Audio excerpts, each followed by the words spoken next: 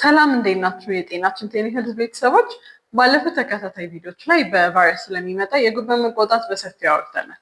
ዛሬ ደግሞ ከቫይረስ ውጭ ሊከሰት ስለሚችለው በተለያዩ ኬሚካሎች ስለሚመጣው የጉበት መቆጣት ወይም ድራግ ኢንዱስድ ሄፓታይተስ እናወራለን። በተለያዩ ኬሚካሎች የሚመጣ የጉበት መቆጣት ሊከሰት የሚችለው በአንዳንድ መድኃኒቶች፣ ቫይታሚኖች ወይም ሰፕሊመንቶች፣ ከእጽዋት የሚዘጋጁ መድኃኒቶች እንዲሁም ጎጂ ኬሚካሎች በመውሰድ ምክንያት ሲሆን አብዛኛውን ጊዜ አንድ ሰው አንድ መድኃኒት ለብዙ ወራት ከወሰደ በኋላ የመድኃኒቱ መጠን ከፍተኛ ደረጃ ላይ ደርሶ ጉበትን ሊጎዳ ይችላል። አንዳንዴ ደግሞ የተወሰኑ መድኃኒቶች በአጭር ጊዜ ውስጥ ከመጠን በላይ ከተወሰዱ ይህ ህመም ሊከሰት ይችላል። በሌሎች ጊዜ ደግሞ ሰውነታችን ለአንዳንድ መድኃኒቶች እንደ አለርጂ አይነት ምላሽ በመስጠት የጉበት መቆጣት ሊያጋጥመን ይችላል። አንዳንድ መድኃኒቶች ለምሳሌ ፓራሲታሞል የሚባለው መድኃኒት ከመጠን በላይ ሲወሰድ ጉበት ላይ ጉዳት የሚያመጣ ሲሆን ሌሎች እንደ አንቲባዮቲክስ ያሉ አንዳንድ መድኃኒቶችን መጠኑ ሳይበዛም እንዲሁ ጉዳቶችን ሊያመጡ ይችላሉ። በመድኃኒት ምክንያት የሚመጣ ጉበት መቆጣት ሊያመጡ የሚችሉ መድኃኒቶች ውስጥ ህመምና ትኩሳትን ለማስታገስ የሚሰጡ መድኃኒቶች እንደ ፓራሲታሞል ወይም ፓናዶል በሚባሉ ስሞች የሚጠራው መድኃኒት ሲሆን ይህ መድኃኒት አዋቂዎች ሲወስዱት የተፈቀደው መጠን በ24 ሰዓት ውስጥ ከ4 ግራም ያህል ያነሰ ሲሆን ይህ ማለት ባለ 500 ሚሊግራም ኪኒኑን ከሆነ የሚወስዱት በ24 ሰዓት ውስጥ ከ8 ፍሬ በላይ ማለፍ የለበትም ማለት ነው። በተመሳሳይ የጉበት መቆጣት ሊያመጡ የሚችሉ መድኃኒቶች ውስጥ የሚጠቃለሉት አስፕሪን፣ አንዳንድ ለኢንፌክሽን የሚሰጡ የጸረ ባክቴሪያ እና የጸረ ቲቢ መድኃኒቶች፣ አንዳንድ የወሊድ መቆጣጠሪያ መድኃኒቶች፣ ኮሌስትሮልን ለመቀነስ የሚያገለግሉ ስታቲን የሚባሉ መድኃኒቶች እና የሚጥል በሽታን ለማከም የሚሰጡም አንዳንድ መድኃኒቶች ይህ አይነት የጉበት መቆጣት ከሚያመጡ ውስጥ ይጠቀሳሉ። ከዚህ በተጨማሪ ደግሞ በአሁኑ ጊዜ ችግር እየሆነ ያለው የባህል መድኃኒቶችን መጠቀም ሲሆን ይህ አይነት ድርጊት ጉበታችን የባህል መድኃኒት ውስጥ ባሉ ኬሚካሎች እንዲጎዳ እድል ይከፍታል። እንደ አውሮፓውያን አቆጣጠር በ2023 በቢኤምሲ ሲስተማቲክ ሪቪውስ ጆርናል ቮሊዩም 13 ላይ prevalence of herbal in traditional medicine in Ethiopia a systematic review in meta-analysis of 20-year studies በሚል ርዕስ የታተመው ጽሑፍ 36 ጥናቶችን በመገምገም በኢትዮጵያ ውስጥ ከእጽዋት የተቀመሙ መድኃኒቶች አጠቃቀም መጠን 46% እንደሆነ ገልጿል። ይህ ቁጥር አሳሳቢ የሆነበት ምክንያት ደግሞ አብዛኞቹ ከእጽዋት የተቀመሙ መድኃኒቶች በጥራት በንጥረ ነገር እና በመጠን ቁጥጥር ያልተደረገባቸው በመሆናቸው የጉበት መቆጣትን የማምጣት እድላቸው ከፍ ያለ ነው።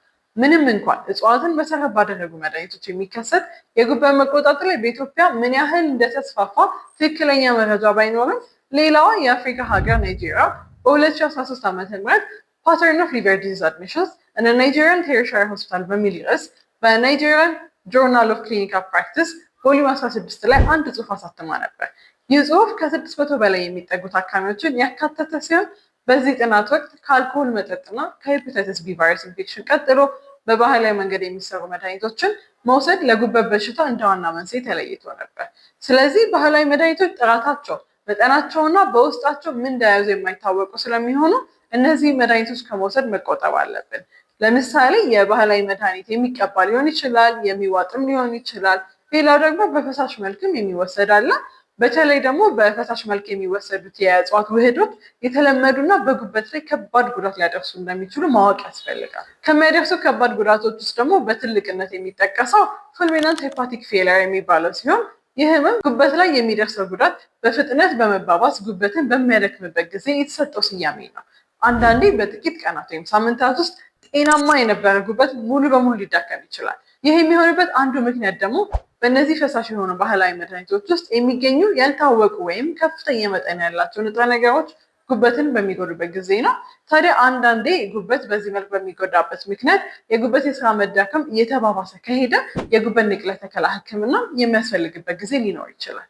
ከዚህ ባለፈ በኬሚካሎች ለሚመጣ የጉበት መቆጣት ሊያጋልጡ የሚችሉ አንዳንድ ምክንያቶችን ስናይ አንደኛ ከዚህ በፊት የጉበት ህመም ካለበው፣ አልኮልና መድኃኒቶችን በተመሳሳይ ጊዜ የሚወስዱ ከሆነ፣ እድሜው ገፋ ያለ ከሆነና ሴቶች ላይ ይህ ህመም በብዛት ይታያል።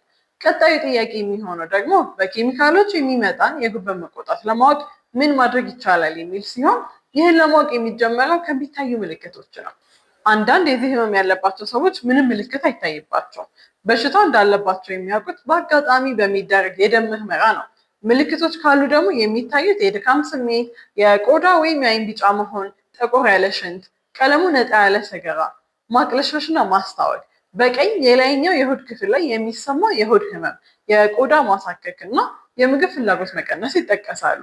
እነዚህ ምልክቶች ከታዩ የጤና ባለሙያን በአስቸኳይ ማማከር ተገቢ ስለሆነ ጊዜ አይውሰዱ። ለበሽታው ምርመራ በጣም አስፈላጊው ነገር ምልክቶቹ ከመጀመራቸው በፊት ምን አይነት መድኃኒት ወስደው እንደነበረ ማስታወስ ነው። በምልክቶቹ መሰረት ደግሞ የጉበትን ጉዳት መጠን ለማወቅ እና በጉበት ቫይረሶች ሊመጡ የሚችሉ የጉበት መቆጣት መንስኤዎችን ለማጣራት እና በጉበት መጎዳት ደግሞ የተነሳ ምንም አይነት ችግር ተከስቶ እንደሆነ ለማየትም የተለያዩ የደም ምርመራዎች ይታዘዛሉ። በአንዳንድ ትላልቅ ተቋማት ውስጥ ደግሞ ትክክለኛ መንስኤ በመድኃኒት የተከሰተ መሆኑን ለማወቅ የመድኃኒት ምርመራ ወይም ደግሞ ድራግ ስክሪኒንግ ቴስት ሊደረግ ይችላል። በተጨማሪም ጉበት ላይ የደረሰውን ጉዳት በጥልቅ ለመመልከት እንደ አልትራሳውንድ እና ሲቲ ስካን ያሉ ምርመራዎች ሊደረጉ ይችላሉ። ከምርመራው በኋላ የሚመጣው ሕክምና ነው። የሕክምና የመጀመሪያ እርምጃ የሚሆነው ችግሩን እያመጣ ያለውን መድኃኒት ወይም ኬሚካል መውሰድ ማቆም ነው። ጉበት ብዙ ጊዜ የተለየ ሕክምና ሳይደረግለት በራሱ የመዳን ችሎታ ያለው ሲሆን ሆኖም ግን ለመዳን ከሳምንታት እስከ ወራት ሊወስድ ይችላል። ይህ የጉበት መሻሻል ሂደትን በተለያዩ የደም ምርመራዎች ይታያል። ታዲያ በዚህ ማገገሚያ ወቅትም አልኮል መጠጣት ማቆም ያስፈልጋል። አንዳንዴ ደግሞ ጉበት ላይ መመለስ የማይችል ጉዳትም ሊከሰት ይችላል። ስለዚህ አንዳንድ መድኃኒቶች ከመጠን በላይ ከተወሰዱ የጉበት ጉዳት እንደሚያስከትሉ በማወቅና ጥራታቸው ያልተረጋገጡ የባህላዊ መድኃኒቶችን ባለመጠቀም ራሳችንን ጉበታችን ላይ ከሚደርስ ጉዳት እንከላከል። በቀጣይ ቪዲዮ ደግሞ ከቫይረሶች እና ከመድኃኒቶች ውጭ የጉበት መቆጣት የሚመጡባቸው መንስኤዎች ስለምናይ ይከታተሉን። ተመሳሳይ ቀላልና ግልጽ የሆኑ የጤና መረጃዎችን ማግኘት ከፈለጉ በጤናችን ቴሌሄልዝ ማህበራዊ ሚዲያዎቻችን ይቀላቀሉን። ለሌሎች ለማድረስ ደግሞ ላይክ፣ ፎሎ እና ሰብስክራይብ ያድርጉ። ሌላ ማንኛውም ጥያቄዎች ካሉት በስልካችን መደወል ይችላሉ።